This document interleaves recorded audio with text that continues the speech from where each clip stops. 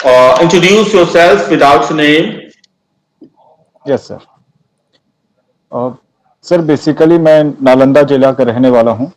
मैंने क्लास 10 और 12 केंद्रीय विद्यालय बोकारो नंबर 1 सिटी से किया है। उसके बाद मैं बीटेक MIT मुजफ्फरपुर से पास किया।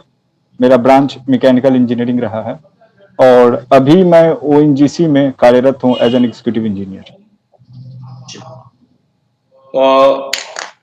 आपने मैकेनिकल इंजीनियरिंग करा है जी सर। और ONGC में काम भी कर रहे हैं। Yes sir. तो एक तो मैकेनिकल इंजीनियरिंग गवर्नमेंट का पैसा वेस्ट हुआ, आपके परिवार का पैसा वेस्ट हुआ, जी और सर। ONGC ने भी आप पर बहुत सारा डिवोट करा होगा, वो भी जी वेस्ट। सर। आप वहां काम करने के बदले में प्रशासन में क्यों आना चाहते हैं? सर ऐसा है कि प्रशासन में तो आने का ध्यान शुरू से था, किंतु ऐसा परिस्थिति रहा एक समय में कि उस समय मैं उतना टाइम डिवोट नहीं कर सकता था, क्योंकि इंजीनियरिंग स्ट्रीम से था तो लगा कि अभी इंजीनियरिंग स्ट्रीम को थोड़ा फॉलो कर लें तो बेहतर रहेगा।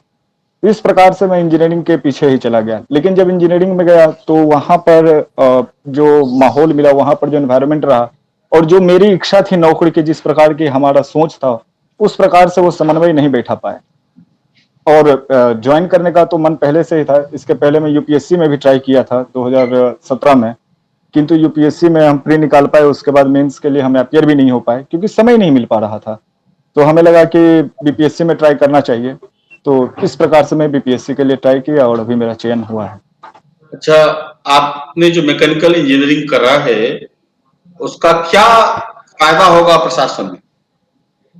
सर एक तो एग्रीकल्चर, आजकल एग्रीकल्चर फील्ड में हम लोग उपयोग कर सकते हैं मैकेनिकल इंजीनियरिंग, क्योंकि एग्रीकल्चर आजकल एक मैकेनाइजेशन प्रोसेस हो रहा है। रादर देन कि लोग उसमें इन्वॉल्व हों, ज्यादा पॉपुलेशन इन्वॉल्व हो, उसमें मशीन्स का प्रयोग ज्यादा हो रहा है, तो एक तो उसमें हम कुछ हेल्प कर पाएंगे।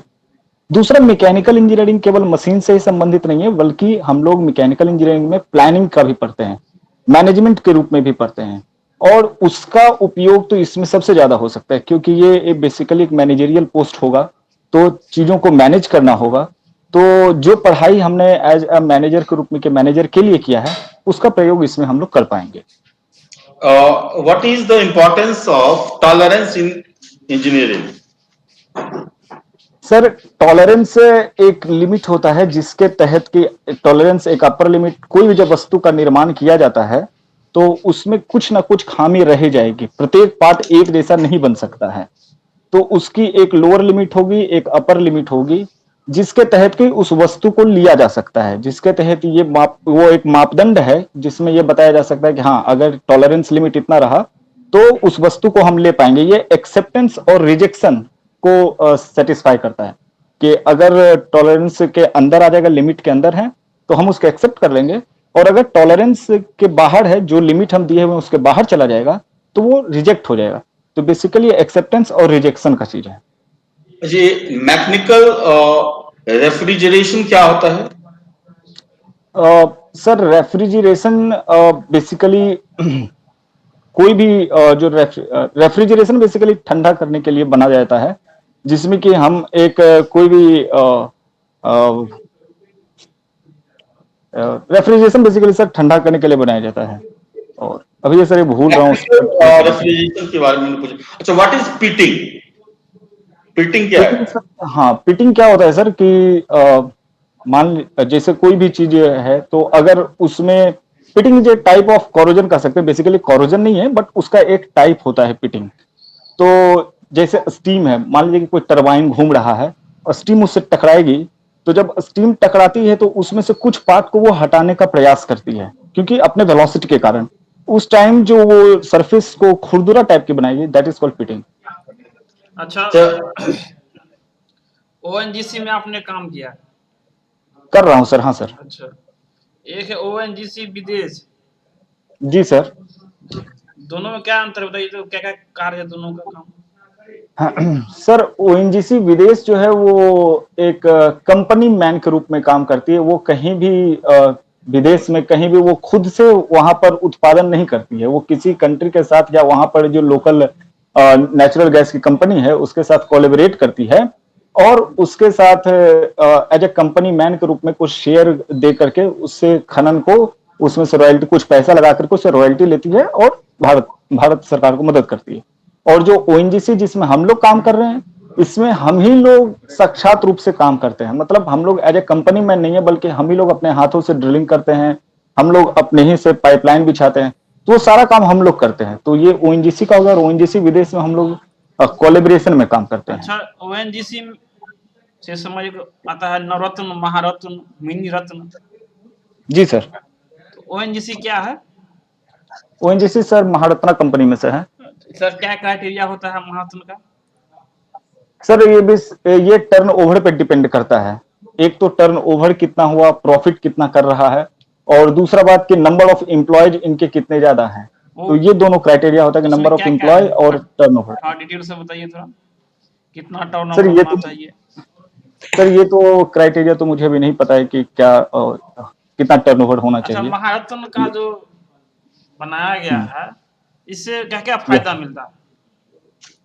महारत्ना में सर सबसे बड़ी बात ये होती है कि डिसीजन मेकिंग में बहुत बड़ा फायदा मिल जाता है कि बोर्ड ऑफ डायरेक्टर्स को थोड़ा सा ज्यादा आजादी होता है, गवर्नमेंट का थोड़ा प्रेशर कम होता है, और डिसीजन लेने में इनका सबसे ज्यादा रोल होता है कि डिसीजन ये ज्यादा ले सकते हैं। बाकी सब में गवर्नमेंट का प्रेशर ज्यादा होता है कि आप ये नहीं कर सकते, वो नहीं कर सकते, लेकिन महारत्ना कंपनी में डिसीजन लेने की चीजें ज्यादा हो जाती है। पोस्ट प्रायोरिटी क्या है आपकी? सर पोस्ट प्रायोरिटी पहला तो मेरा सर बिहार एडमिनिस्ट्रेटिव सर्विस में है। अच्छा, Bihar administration service. Yes hierarchy sir. बताइए तो इसका। सर बिहार एडमिनिस्ट्रेटिव सर्विस में जिस पद पे हम लोग अभी जाएंगे वो एक एसडीएम होगा। एसडीएम के SDM? बाद फिर सब डिविजनल मजिस्ट्रेट। आप श्योर हैं? सर एसडीएम के नीचे भी एक पोस्ट होता है। जब ज्वाइनिंग करते हैं तो लिटरली वो एसडीएम पे ज्वाइन नहीं कराया जाता है, उसके नीचे एक पोस्ट होता है, और एक प्रमोशन कुछ दिन रखने के बाद उस पोस्ट अगर पर रखने आप के कुछ दिन बाद एसडीएम दिया जाता है। अच्छा, आपका चयन हो जाने के बाद, है ना, जी सर। अपनी 3 प्राथमिकता बताइए जो पहले आप करना चाहिएगा।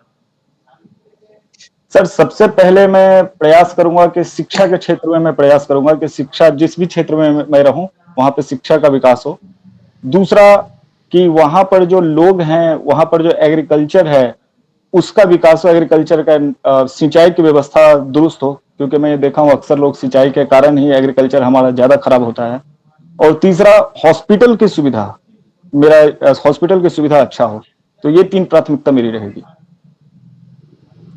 बबलू जी,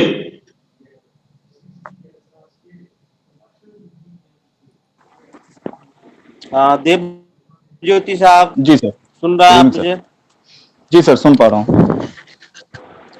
अच्छा, आपने कहा कि सर प्रशासन में आने का मेरा कारण है कि मैं ओएनजीसी में जब था तो मुझे टाइम नहीं मिलता था, और मैं यूपीएससी मेंस में भी अपीयर नहीं हो सका समय के अभाव में। जी सर समय का अभाव ठीक तो है। रहता ही है। जी सर। प्रशासन से आप क्या एक्सपेक्ट करते हैं? आपको यहाँ समय मिलेगा? सर ऐसी एक अपेक्षा के साथ तो मैं ज्वाइन नहीं कर रहा हूँ, क्योंकि ठीक है कि यूपीएससी हमसे नहीं निकला, अब मैं उसके लिए प्रयासरत भी नहीं हूँ। इसके 2 कारण हैं। पहली बात तो अगर बीपीएससी में आ जाऊंगा तो एक तरह से मैं प्रशासन में ही काम कर रहा हूँगा, और दूसरा बात हमारी उम्र सीमा भी अब खत्म होने चली है। तो ये दोनों चीजों को लेकर के मैं उधर अब ट्राई भी नहीं करूंगा। अब जिधर हूँ इधर ही अपना काम अच्छे से करना है। तो अभी जैसे ओएनजीसी छोड़ के आप बिहार गवर्नमेंट में आ रहे हैं, यस सर। अब बिहार गवर्नमेंट आपको कंपलसरी रिटायरमेंट स्कीम भी ला रही है। यस कल सर। के दिन में आपको प्राइवेट सेक्टर से कोई अच्छा ऑफर आ जाएगा, आपके पास एक्सपीरियंस भी है ओएनजीसी में काम करने का, तो आप फिर बिहार गवर्नमेंट को छोड़ के प्राइवेट सेक्टर में चले जाएंगे, इसकी क्या सर गारंटी है बताइए? अगर सर प्राइवेट सेक्टर में जाना होता सर तो पहले मैं ओएनजीसी ही ज्वाइन नहीं करता, या अगर प्राइवेट सेक्टर में जाना होता तो ओएनजीसी के बाद ही चले जाता। क्योंकि प्राइवेट सेक्टर को देखा जाए, ओएनजीसी को देखा जाए और बिहार गवर्नमेंट को देखा जाए, तो अगर पैसे के दृष्टिकोण से देखूं तो जहां मैं ज्वाइन कर रहा हूं शायद इसमें मैं सबसे कम पैसे पे ज्वाइन कर रहा हूँ। अगर मैं प्राइवेट सेक्टर में ज्वाइन अभी भी करूंगा तो अच्छा पैकेज मुझे मिल सकता है। तो जब मैं इधर आ जाऊंगा सर तो अभी नहीं सोच रहा हूं तो बाद में तो सोच ही नहीं सकता। वही बात तो मैं कहना चाहता हूं कि आप प्रशासन से जो एक्सपेक्ट किए हुए हैं कि वहां जाने के बाद हमको ऐसा एनवायरनमेंट मिलेगा। अगर आप वहाँ समन्वय वहाँ भी नहीं बैठा पाते हैं तो फिर आप इसको भी छोड़ दीजिएगा। सर एनवायरनमेंट की तो बात एक है, किंतु उसके अलावे भी ये है कि ओएनजीसी की जो कार्यशैली है सर, जो मैं एक्सपेक्ट करता था वो वहां पर मिल नहीं रहा है। कारण उसका है सर कि वहां पर ऐसा है कि सिर्फ जॉब करना है, ना ही कोई मतलब कोई अथॉरिटी नहीं दी जाती है। बहुत सारी चीजें हैं सर जिसके कारण मैं ओएनजीसी में नहीं रह सकता। और पहले ये था कि मैं ज्वाइन तो करना चाहता था इधर ही प्रशासन में, किंतु समय नहीं मिला और ऐसी परिस्थिति रही कि मुझे ओएनजीसी ज्वाइन करना पड़ गया। आखिर क्या प्रशासन में ऐसा है जो आपको आज भी आकर्षित करता है प्रशासन की तरफ? प्रशासन में सर एक तो ये है कि हम लोग ग्राउंड लेवल पे काम करेंगे, जो मुझे पहले से सोच रखते थे कि ठीक है लोगों के बीच काम करेंगे, जो कि मैं ओएनजीसी में भी काम नहीं कर पा रहा हूँ।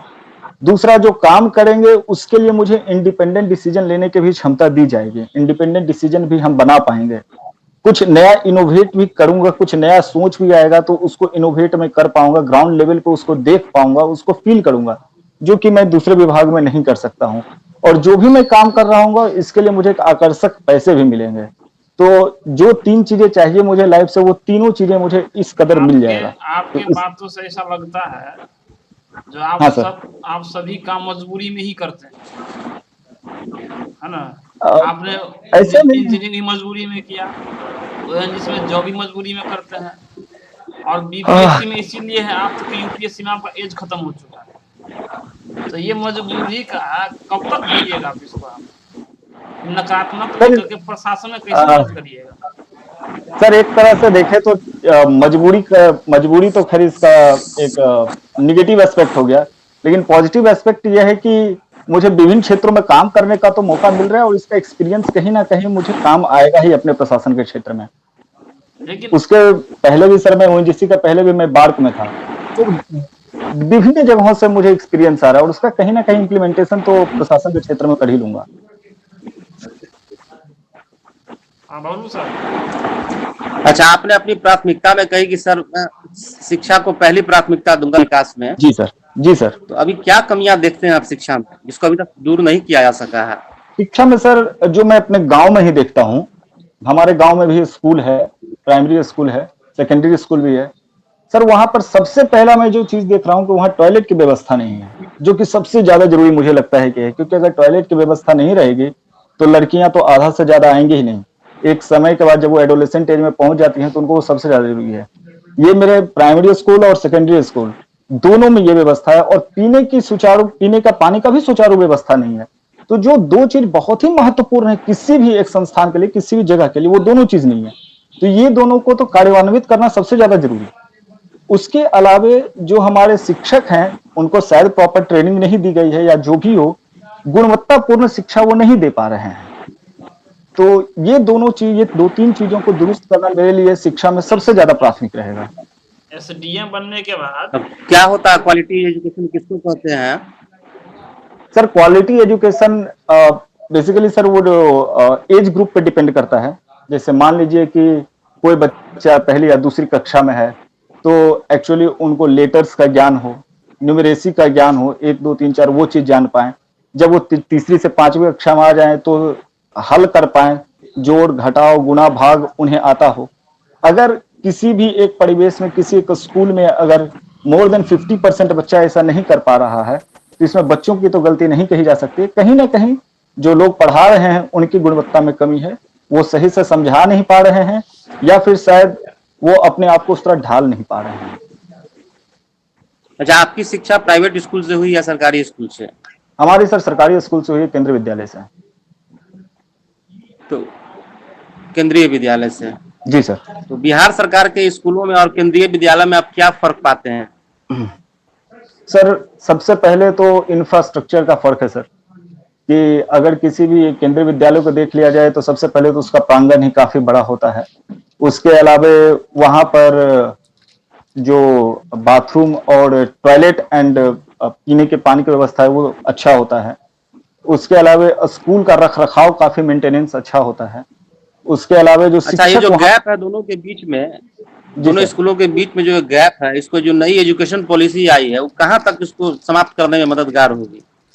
सर नई शिक्षा नीति जो आई है उनका उसका तो पूर्णतः प्रयास है कि इस गैप को समाप्त किया जाए।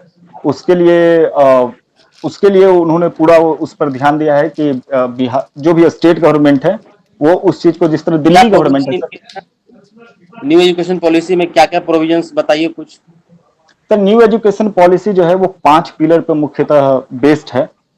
सबसे पहला ये है कि अफोर्डेबिलिटी सभी के लिए, एक्सेसिबिलिटी होना चाहिए, मतलब सभी लोग एक्सेस कर पाए, सभी लोग वहां पहले जा पाए।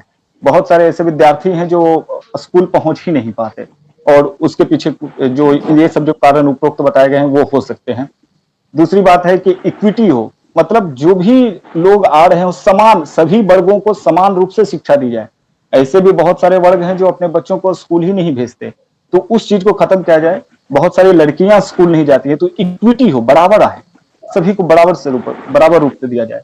उसके अलावा अफोर्डेबिलिटी हो, अफोर्डेबिलिटी मतलब बहुत ज्यादा दूर नहीं हो, स्कूल जो है काफी दूर नहीं हो ताकि बच्चे अफोर्ड नहीं कर पाए, या हायर एजुकेशन में कभी कभी पैसे की कमी आ जाती है, तो उस चीज के गैप को कम किया जाए कि जो बच्चा चाहता है पढ़ने के लिए वो उसको अफोर्ड कर पाए। स्कूल दूर और नहीं हो, एक सेकंड, स्कूल घर से दूर जी नहीं सर, हो, इसके लिए बिहार सरकार ने क्या कदम उठाया? सर बिहार सरकार तो प्रयास की है कि स्कूल जैसे साइकिल प्रदान किया जाता है कि जो भी बच्चे 9-10 में पहुंचते हैं उनको साइकिल दिया जाता है कि वो अपने लेटेस्ट स्कूल को जा पाए। लेटेस्ट जी बताइए सर, क्या हुआ है? लेटेस्ट का तो मुझे अभी ध्यान नहीं है तो सर। हर पंचायत में हाई स्कूल खोला जा रहा है, ठीक ना? हाँ सर, हाँ पंचायत सर, में, जी सर। हाँ हेलो सर आप देखो। अच्छा, ठीक ठीक। ये बताइए कि आपकी पढ़ाई जो है बोकारो से हुई है। जी सर। बोकारो जो ये नया जिला बना है आपको पता होगा, तो ये किससे नहीं, कट के बना है बोकारो नया जिला? बोकारो सर वो तो काफी पहले निकल गया, नहीं पता है सर।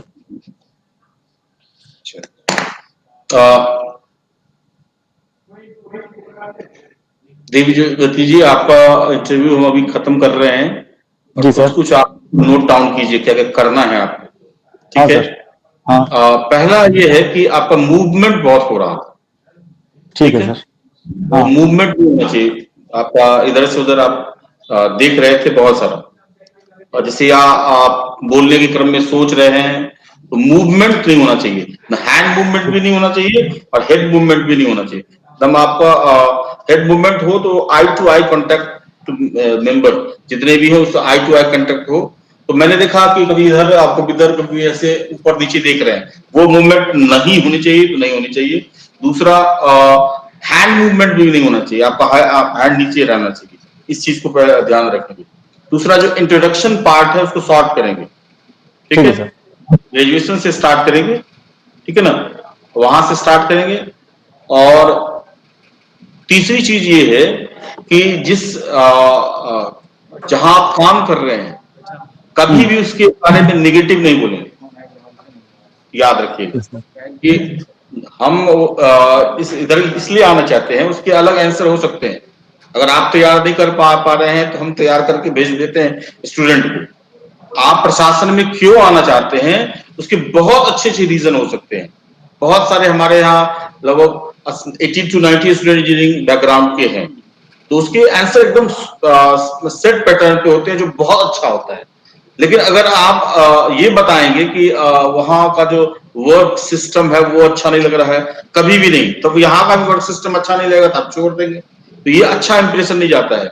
जिसमें काम कर रहे हैं कभी भी उसका नेवर आप माइंड में सेट कर लें, उसके नेगेटिव आपको नहीं बोलने हैं तो नहीं बोल लें, ठीक है? इस चीज को आप याद रखिएगा। और या जैसे यूपीएससी ये सब चीज, वो जो आप बता रहे थे वो लग रहा था कि कैजुअल सा इंटरव्यू हो रहा है ना? हम ये देना चाह रहे थे वो देना चाहिए, वो उतना आपको एलेबरेट करने की जरूरत नहीं है। जो आपसे क्वेश्चन पूछा जाए सेंटर्ड आंसर दीजिए, उसमें बहुत फ्लक्चुएशन होगा और आपको कैजुअल ले लिया जाएगा, तो फिर इंटरव्यू में मार्क्स आप अच्छा, जैसे आप हर एक चीजों को चीजें रख रहे हैं ठीक ठाक से, लेकिन वो कैजुअल वे में लग रहा है, तो आंसर टू द पॉइंट होना चाहिए। दूसरा है आपका दो तीन चीज ओएनजीसी से जुड़े हुए हर एक चीज को आप तैयार कर लेंगे बढ़िया से, वो काफी पूछा जाएगा, ठीक है। मैकेनिकल ओएनजीसी से काफी पूछा जाएगा, याद रखिएगा 30 to 40% आपको ओएनजीसी से पूछा जाएगा, और कहीं भी आप निगेटिव चर्चा ना करेंगे, इस चीज को याद रखिएगा। दूसरा, मैकेनिकल इंजीनियरिंग से जैसे मैंने 2-4 क्वेश्चन पूछा उतना ही आएगा, उससे ज्यादा संभावना नहीं है। दूसरा है कि आप अपने कैसे यूज करेंगे अपने एक्सपीरियंस का, उसको आप अलग अलग सेक्टर से जोड़ जोड़ कर करके उसको आप 4-5 और दायरा बढ़ा दें, है ना। एग्रीकल्चर में हो गया, इंडस्ट्री में है, कैसे कैसे उसको हम यूज करेंगे उसमें। दूसरा, हम काउंटर क्वेश्चन, एग्रीकल्चर में आपने एक चीज बोल दिया था कि हम मशीन का बहुत ज्यादा इस्तेमाल करेंगे, यहाँ ह्यूमन रिसोर्सेज ज्यादा है, तो जो भी इंडस्ट्री स्टैब्लिश होनी चाहिए वो ह्यूमन रिसोर्सेज को ध्यान में रखना होना चाहिए। कंप्लीट मैकेनाइजेशन जो है वो यहाँ पे सेट नहीं कर रहा है, उन चीजों पर आप उसको बढ़िया से ध्यान दें, ठीक है। ठीक, फिर हम अगला मॉक में आपको देखेंगे आप क्या करना है आपका। सर एक रिक्वेस्ट है सर कि हमारा मॉक इंटरव्यू थोड़ा वो क्या है सर कि 20 तारीख के बाद हमें समय नहीं मिल पाएगा, क्योंकि मैं जब चला जाऊंगा तो फिर वहां पर मेरे पास टाइम रहेगा नहीं, तो उस प्रकार से हमारा थोड़ा इंटरव्यू का शेड्यूल कर दीजिएगा। 20 क्योंकि वहां पर क्या है तक हाँ, क्योंकि वहां पर हमारा 12 घंटा ड्यूटी होता है, तो फिर मैं शाम को 7 बजे, और वहां पर नेटवर्क हमारा बहुत कमजोर होता है, तो लगभग इम्पॉसिबल है कि मैं इंटरव्यू फिर अटेंड कर पाऊंगा।